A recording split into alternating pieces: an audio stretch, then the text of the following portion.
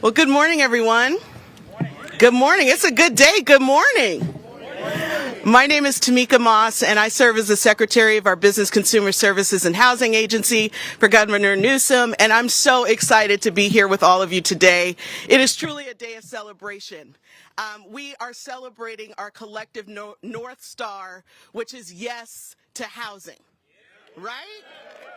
We are saying yes to our unhoused vets today. We are saying yes to our families who are one economic emergency away from a housing crisis. We are saying yes to our neighbors who are experiencing behavioral health challenges. We are saying yes to our young people who are doubled up in housing, needing more housing. We are saying yes to housing.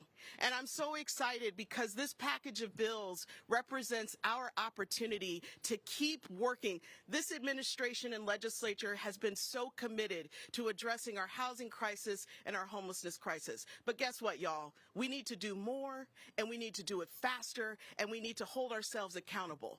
And what we are saying no to are delays. We are saying no to communities who are not doing their fair share.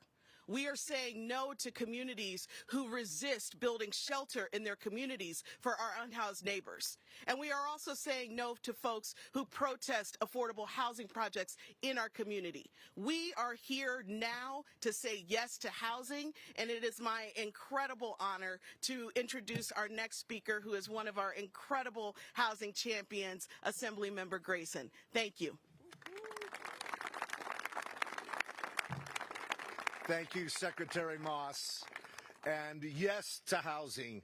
It is such a great honor to be here today with my colleagues as well as the governor, and want to recognize the incredible partnership between Governor Newsom and the legislature when it comes to the pursuit of finding solutions and identifying pathways to address the housing needs that are in California.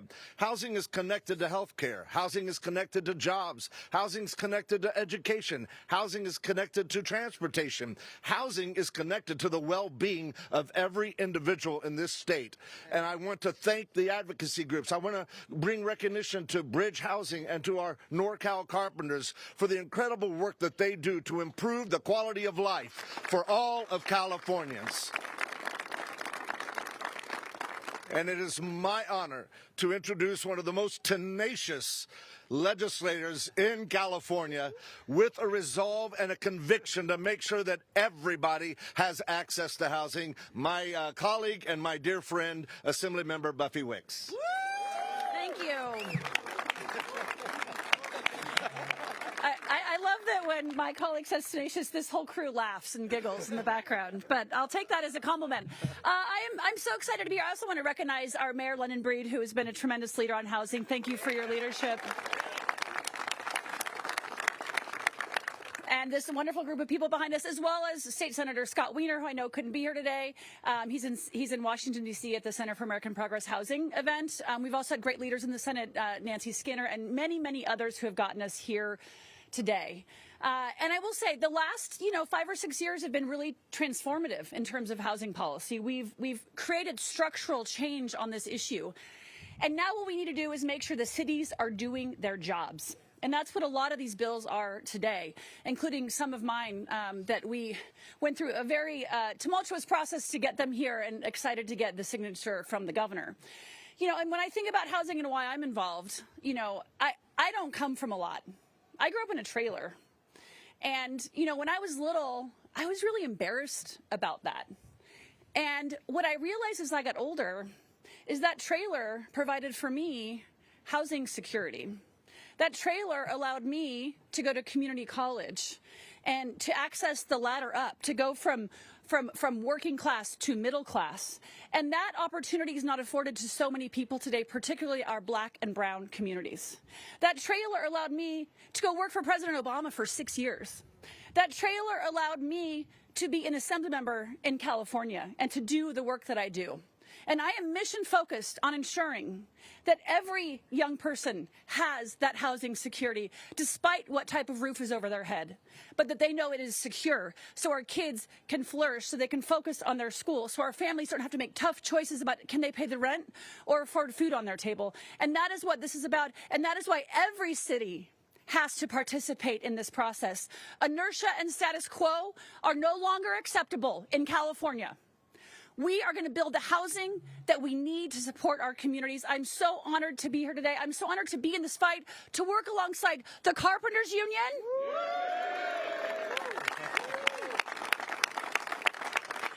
And I will tell you, I was in Los Angeles yesterday. We did a groundbreaking for 800 units in South Los Angeles. Carpenters Union, 800 units in South LA with a Costco there. That is just the beginning of what we are going to see in California. Because under the leadership of Attorney General Bonta, of Governor Gavin Newsom, and strong leaders in the legislature and our strong mayors that we have in this city, in this state, we are going to change California, and we're going to realize the true California dream.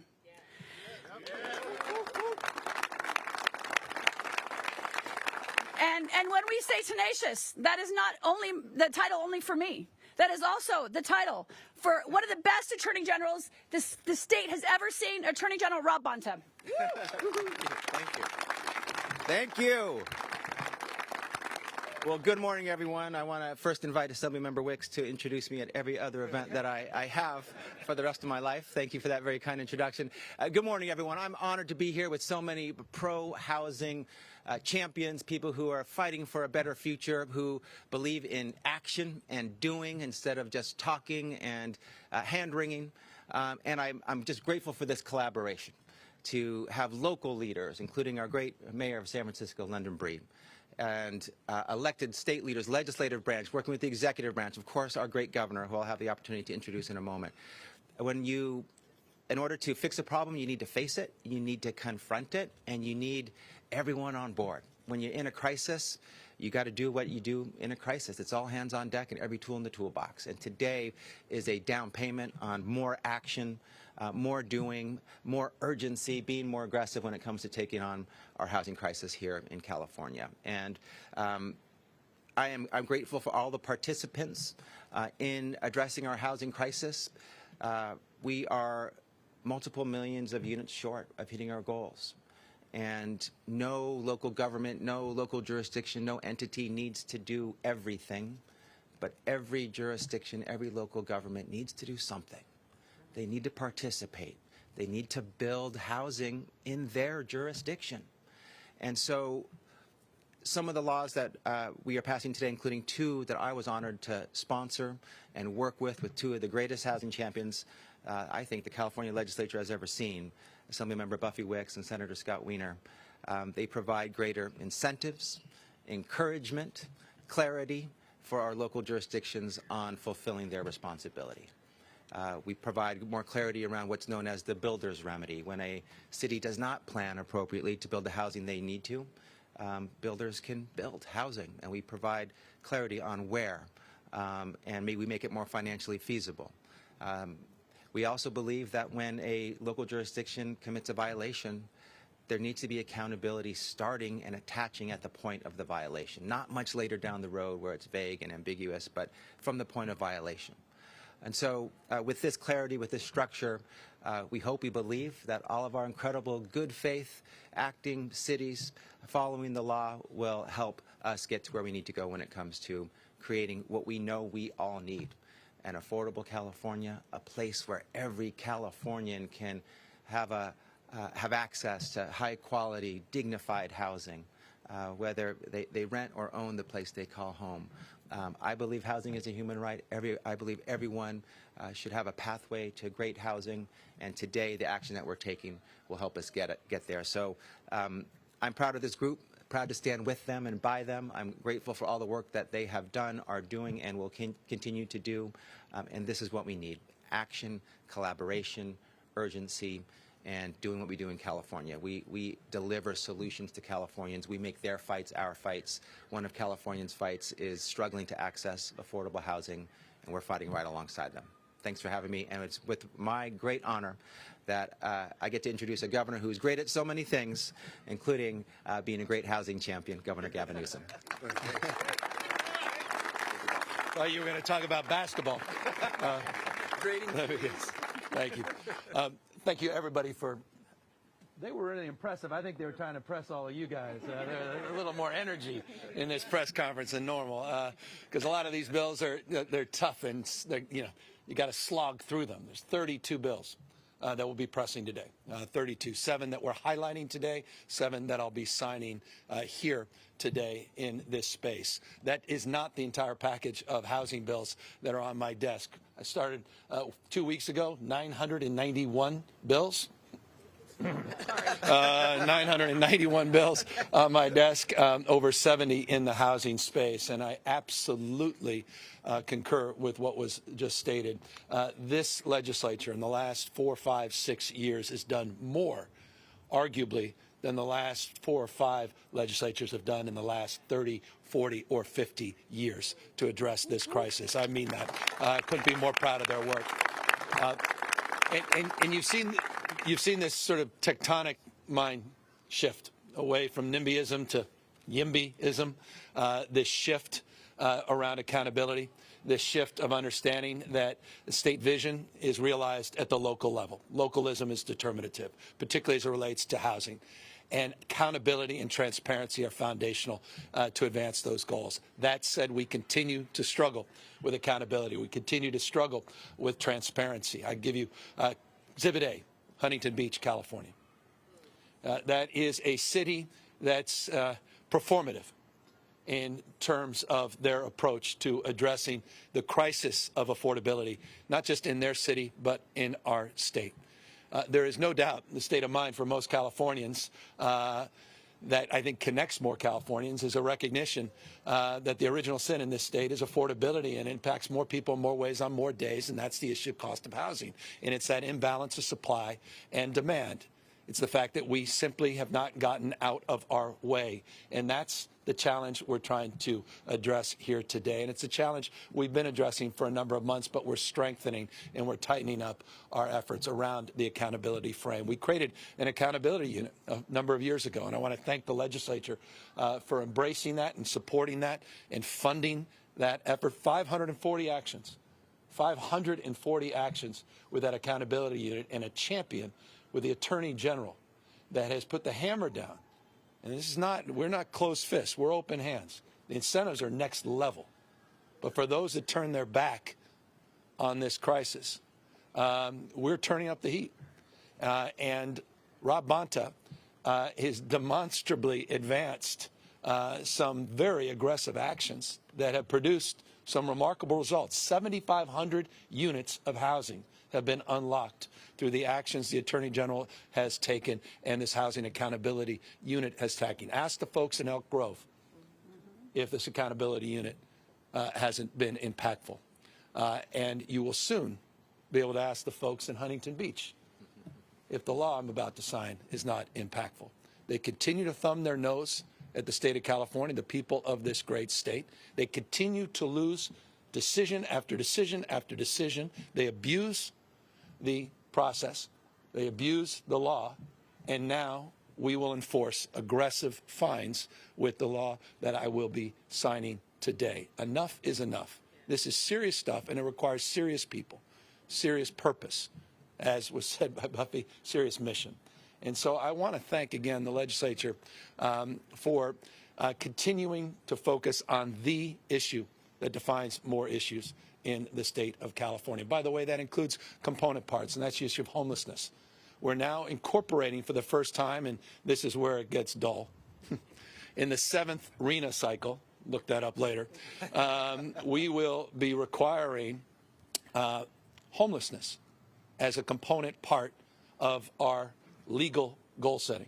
This is the first time the state has done that for people earning below 30% of AMI, 0 to 15%, 15 to 30%, extremely low. We're defining that category of individuals as it relates to the legally required planning process through our RHNA process. We're also improving our efforts around the housing element.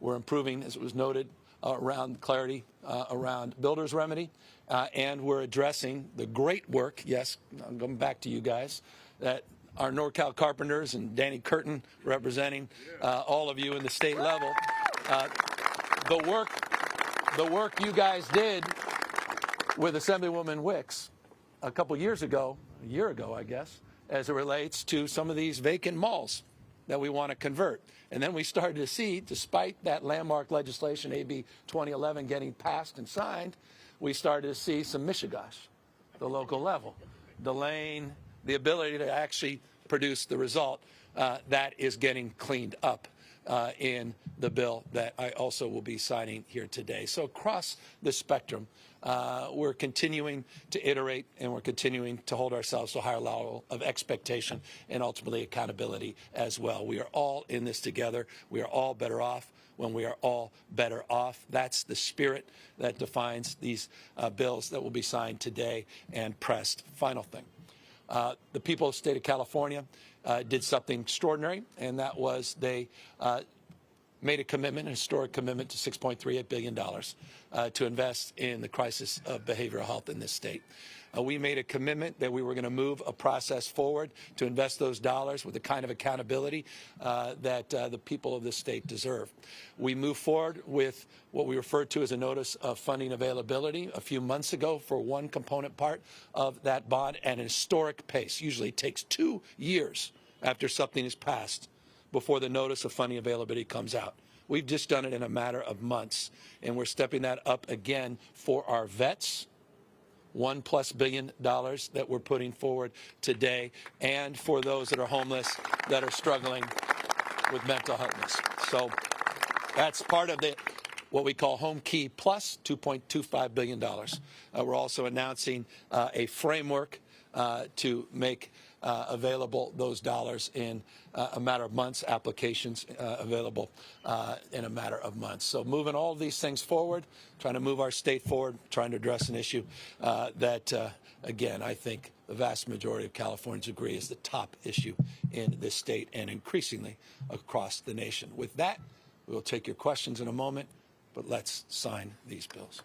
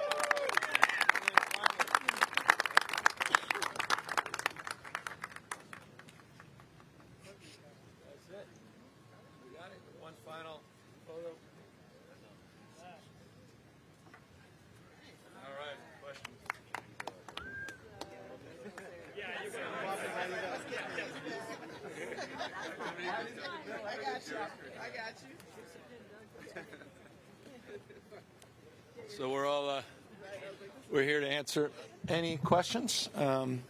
Again, 32 bills will be pressed, all across the spectrum around streamlining, transparency, accountability, renter protection, some tribal work and relates to housing are also a component part of those 32.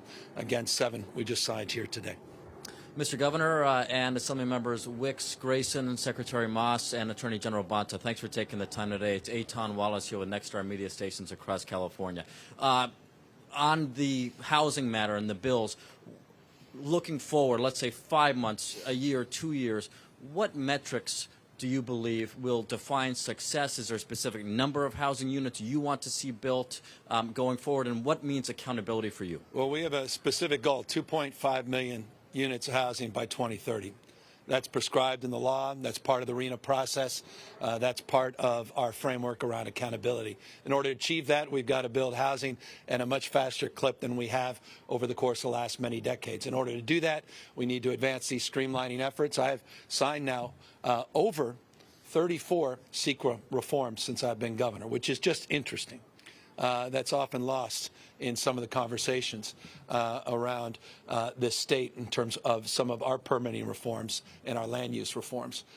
We've done that, though, not to our friends in labor, but working with our friends in labor, and that's the difference. I say this all the time. You want to go fast, go alone. Want to go far, you go together.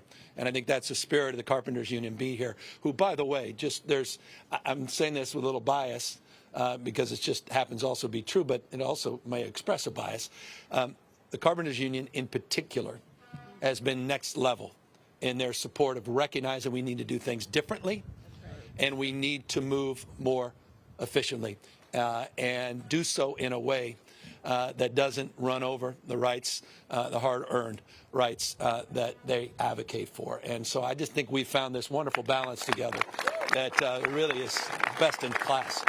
I mean it. So, again, but it's just, look, it's on the bottom line is we could pass all these laws, and if folks at the local level are blocking all these projects over and over and over, you saw Norwalk this week.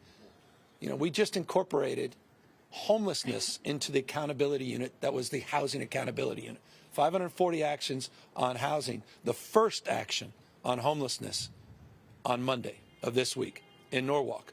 They didn't even want to zone or support any supportive housing in their community. And so we're just taking a completely different approach than we ever have in the past. And I think we're lighting a course for the future for other states as well to follow. But again, this is the original sin in this state, decades and decades in the making. Society becomes how we behave. We are by our behavior. And we have failed to produce the results in this space, and that is what we're addressing today. Final point, the Fed impacts are going to be outsized as well. That 50 basis point cut yesterday was a big deal. We look forward to many more cuts over the course of the next few months, and now with all of these reforms, with an interest rate environment where mortgage rates are going down, construction costs begin to soften in terms of cost increases, I think, are going to start to see the benefits of all these reforms as well. Forgive me. Hi, Governor. Deborah Kahn with Politico.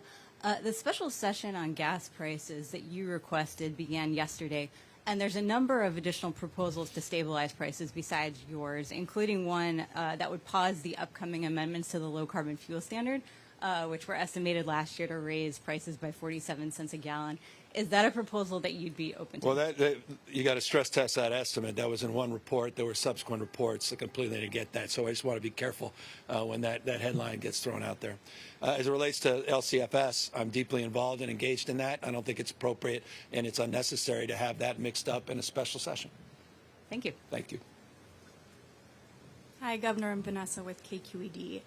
You have pushed cities to take a more aggressive approach towards clearing homeless encampments.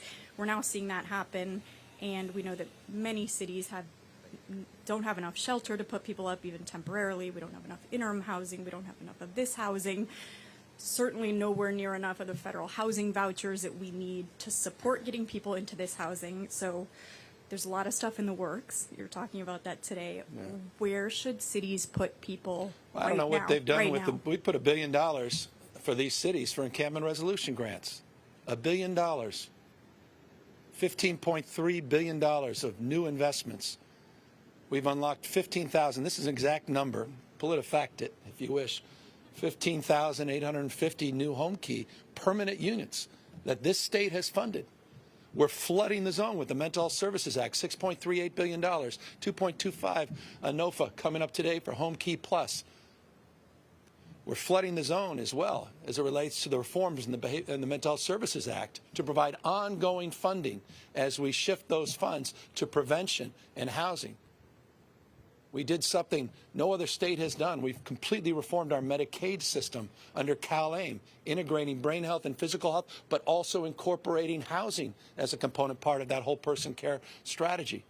We've provided more support than ever, more resources and more resourcefulness. Care Court, a new model of engaging folks. Substituted care, yes, as part of our conservatorship reform, but this is supportive care, a new pathway. With respect to the talking points, those are old talking points. We've never provided more support at the local level. But local government needs to do their job. They need to provide that support and that housing, and they need to get people off the streets and sidewalks. People are dying on their watch. There is no compassion in allowing people to suffer the indignity of living in encampment for years and years. I was down in San Diego. I was there with the mayor of San Diego cleaning up encampment. We've removed over 11,000 in this state just through our Caltrans efforts. I walked in, a young kid walked out of the tent. And he said, I'm angry you're here, but I'm also happy. I said, why are you happy? He says, can you come in? And there was his girlfriend with a brand new baby. He was a meth addict, self-described, struggling. Said he got off a bus a year ago and he was trying to clean up, left a different state, came to California just praying that he can get off this drug. He can't. We took care of that kid. There's no compassion in turning our back to what's happening in these encampments. And so I'm, yes, demanding that local government do more to have the decency and the compassion to get people off the streets and to work with us in the spirit of collaboration and do their jobs. I was a former mayor. I never looked at those excuses. You have to have a resourceful mindset. So I just reject, forgive me for being long-winded here, the way you frame the question. It's not the indictment of the question. I've just heard those redundant talking points for 40 years. Yet there's never been more support to address all of those concerns than in the last 4 or 5 years. So what gives? Time to do your job, time to address the crisis of encampments on the streets in this state. And yes, I am not going to back off from that. And you will see that reflected in my January budget. I'm going to fund success, and I'm not going to fund the rhetoric and failure anymore. Forgive the long-windedness. Enough. Guidance to cities around implementing. Well, we did. We have a framework under Caltrans that's very specific as it relates to notification. I don't know what it is about the encampment resolution grant that's confusing to people. The reason we put $1 billion up is there was support. There's a framework. You don't get the money unless you resolve the underlying issue in the first place. You get the money because you actually have to identify the needs of the individuals that are being displaced, which means you actually have to provide support for them. And once you provide that plan, we then provide the money. That, by the way, is just one of many new programs the state has advanced. You have the HAP money, which is discretionary money, $1 billion last year, $1 billion a year before, $1 billion a year prior to that, which provides also discretion. At what point is enough enough? And so I'm at my wit's end a little bit with this. And that's why I did the executive order. They were using grants passed as an excuse. No one's talking about criminal. No one. Come on. That's not who we are. But it is criminal behavior to watch people die on the streets and sidewalks on our watch. That's criminal. To be complicit in that. As I said, society becomes how we behave. And if you call that compassion, I want a redefinition of that because I just do not align with that point of view. Hey, Governor, Jeremy White with Politico. You signed a bill this week prohibiting the intentional sharing of manipulated deepfakes of candidates in campaign season. Since you signed that bill, Elon Musk has reshared the video that drew your ire in the first place. There are deepfakes out there of you endorsing Donald Trump, saying you are an agent of the Chinese Communist Party. Do you intend to seek legal action, whether it's against Elon Musk or anyone else, as this law now gives you standing to do to remove these things? Well, look, I mean, we just signed the law. It's by no means novel. Like Alabama has a similar law. Florida has a similar law. Washington has a similar law. Ours goes a little further because it talks about election workers and what happens after the election. That's why I'm really proud of the work the legislature did in that respect, 60 days post-election, where we anticipate seeing deep fakes and manipulation as it relates to voting integrity. That is a profound distinction in our law. But I think Mr. Musk has missed the punchline. Parity is still alive and well in California. But deep fakes and manipulation of elections, that hurts democracy and the integrity of the system and trust. and we believe in truth and trust, and we think this law is sound and will be upheld in the courts. So do you intend to seek legal action, whether on Elon Musk or any of the proliferating Well, deepfakes? the law asserts that many can seek injunction relief, and I just signed the law. I just signed 32 other bills on housing, and I haven't had a chance to review the specific lawsuit around a conservative blogger that seems offended by our law, but not the Alabama law or the Florida law. Thanks, Governor. Thanks. Hi, Governor. Suzanne Fawn with ABC7. So San Francisco must build 82,000 units in the next 8 years because of a state housing mandate. How will you, Governor, make sure that the localities have the resources they need to achieve the housing goals that the state is assigning to them? I'm old-fashioned. I remember when I was mayor, I never once looked to ask Arnold Schwarzenegger, what are you doing for us? I mean, the counties and cities are a resource to the state's not the state's job to figure out how to do that. It is the state's job to enforce state rules and regulations, state laws. We're doing that. We provided, though, $40 billion since 2019, $40 billion for housing. But it's not the job of government to subsidize all of that housing. It's to create the conditions where private sector comes in and makes investments, and we provide housing at all income levels because we created the rules of the road and we created more certainty.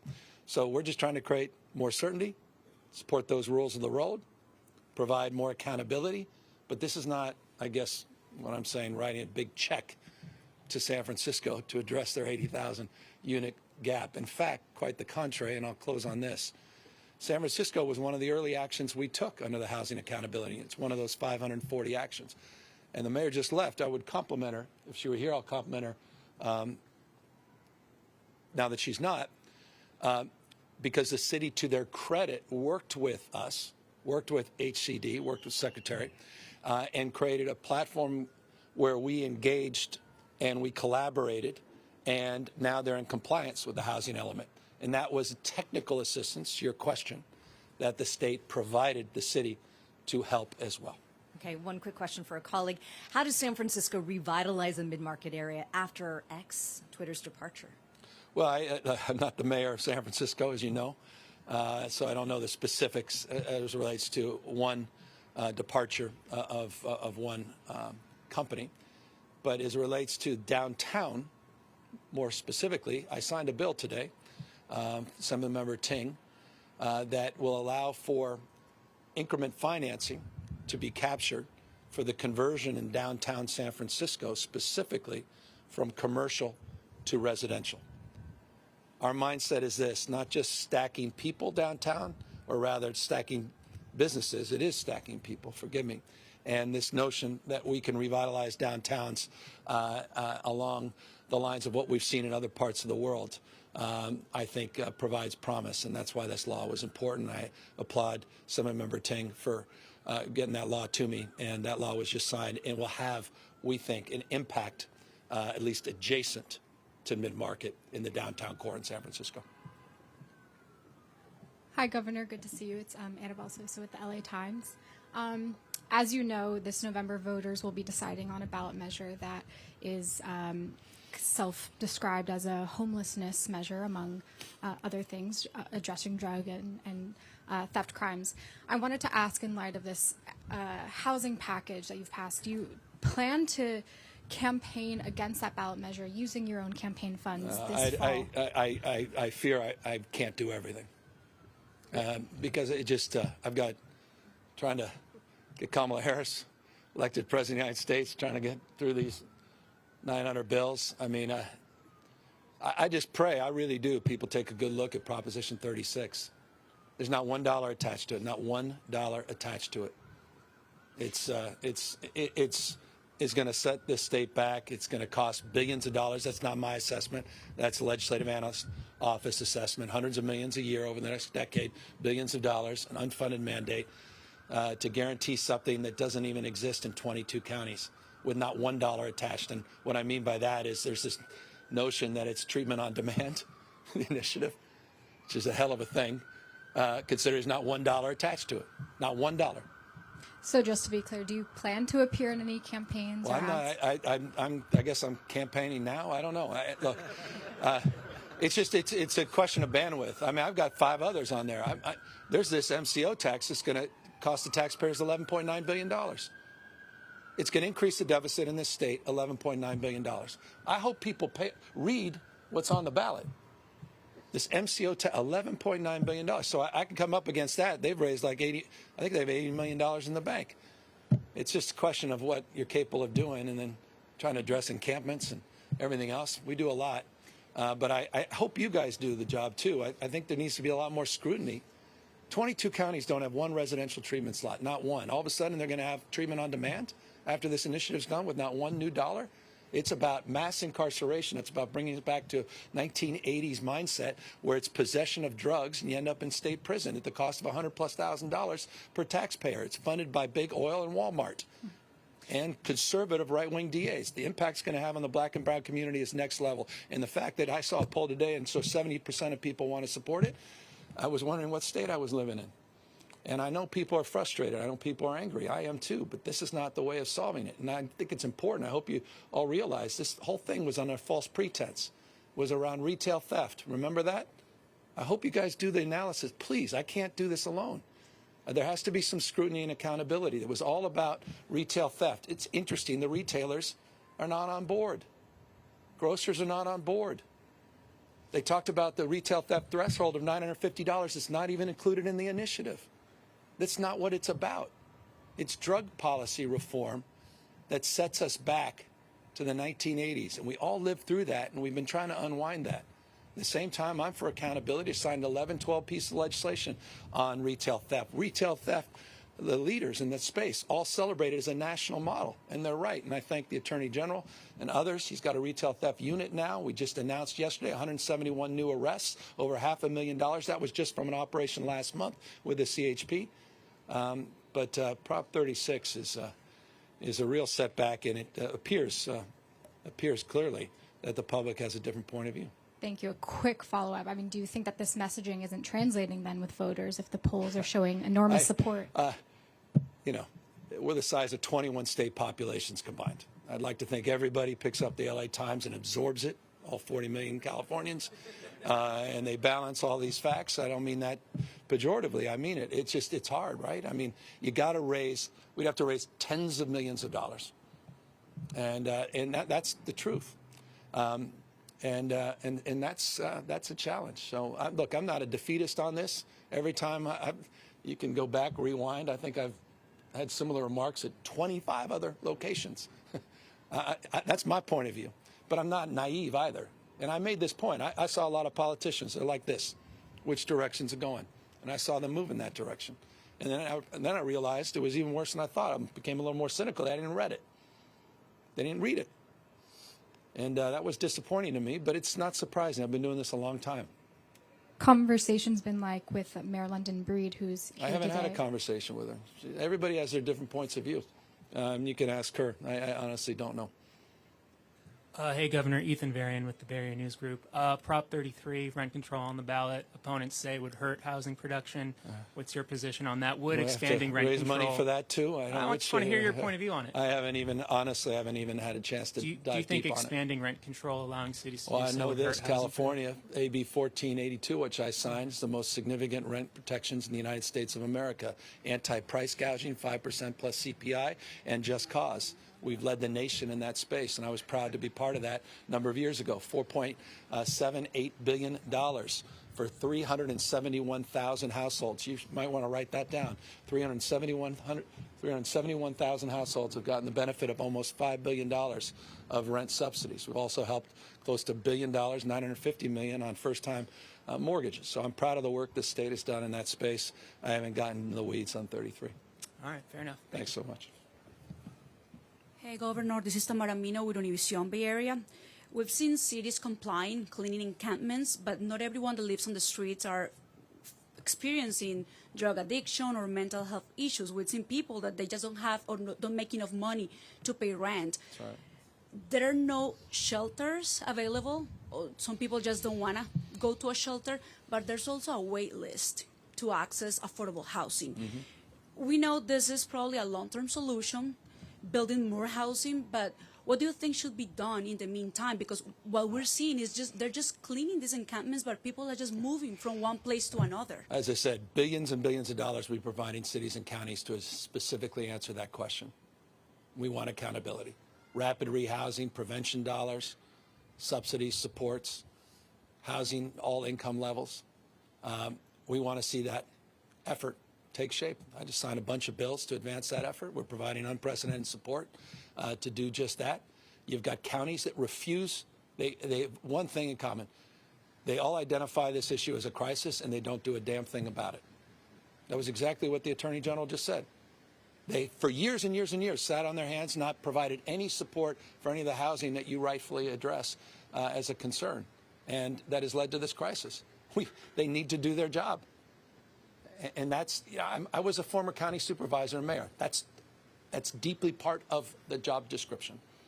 And our job description is to provide support, technical support, incentives, and drive accountability. And you're absolutely right. Some communities have turned their back, and they need to do more, and they need to provide that support. Thank you. Yeah.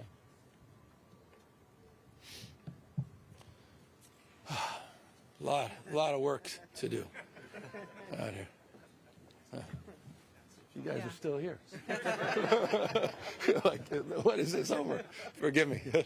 Sean, sorry. Hi, Governor. Sean Huber, New York Times. You've been very busy on the state stage and on the national stage. Yeah. And so you got 2 years left in your term. A little over 2 years. Right? Yeah, A little I'm more. counting the days. Right. What are your top 2 or 3 goals before you leave office? And what role do you see for yourself longer term, if any, on the national stage? Well, I haven't thought about the second part of your question. We actually just laid out. I have, you guys, you got to return some emails you might want to at this stage of the president.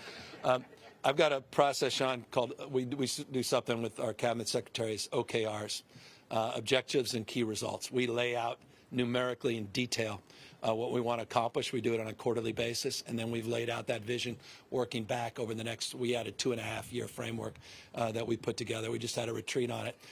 So I can give you more detail down across the spectrum of issues. But I think the broader strokes is around accountability, driving results. And I think a big part of what you're hearing today and seeing represented in these bill packages and the good work legislative leaders behind me have done is that we really all are, I think, aligned in that mindset. And so that's fundamental in terms of the approach on healthcare and housing and education, on children and youth across the spectrum. But I could provide you more detail because we have it down to the detail on a quarter-by-quarter basis. Yeah. What about the national stage? Well, I'm deeply committed to the cause of freedom and democracy. I'm deeply committed to Kamala Harris' success and success of her campaign and candidacy, and I'm expecting she's successful in the next few months, and she's going to have no greater partner in the United States than Governor of California for the next 2 years, and I'm confident well beyond that. This state believes in her. We have her back, and we're looking forward to having her back in the White House for 8 more years. And after you leave office? After What's after your life 2 like years on my obituary. They ask that question when there's 2 months or 12 months. This is distressing. What to do? And you know this. 2 weeks in politics is a lifetime. 2 months is 2 years. I mean, you know. You want to answer the rest of the question? There you go, Rob. Yeah. It's on you, Mr. Governor. Well, I appreciate it. Thanks, Sean. Thanks, Governor. Thanks. All right. Well, I appreciate it. Look, everybody, I didn't mean to be testy here today on some of this stuff, but it just breaks my heart. I've been doing this a long time, to Sean's point, and I'll very briefly end this. I've been hearing some of the same talking points for decades now. And I guess the longer you do this, the more frustrating it becomes.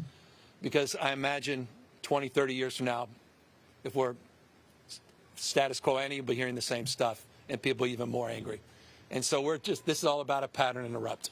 It's like an old record player, and you scratch it. That's what this bill package represents. We just want to radically change the way we've been doing things. And I think that, more than anything else, defines the why, the what, and the how of the 7 bills that we just signed here today. Thank you all very much for coming out.